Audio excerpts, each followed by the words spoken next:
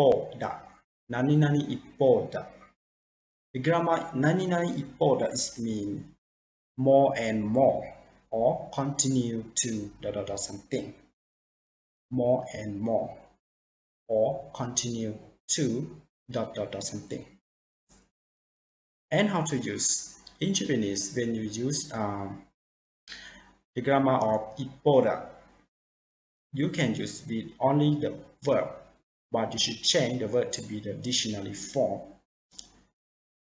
For example, iku, kuru, something like this, right? For the verb in dictionary form. So just remember that use with the verb in dictionary form and end by ippou da, which means more and more or continue to. So to make more understand about how to use, let's go to see some sample. The first example, 最近この町の人口は減る一方だ。最近この町の人口は減る一方だ。Which means this town's population has been decreasing lately. This town's population has been decreasing lately. The next example. 日本に来る外国人の数は増える一方だ。日本に来る外国人の数は増える一方だ。日本に来る外国人の数は増える一方だ。Which means the number of foreigners coming to Japan continues to increase. The number of foreigners coming to Japan continues to increase.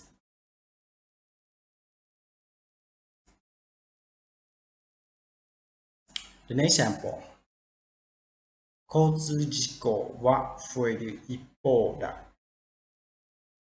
交通事故は増える一方だ。Traffic accidents have been on the rise. Traffic accidents have been on the rise.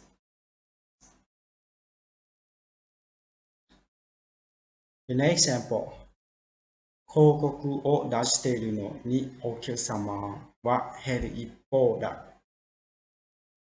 広告を出しているのにお客様は減る一方だ。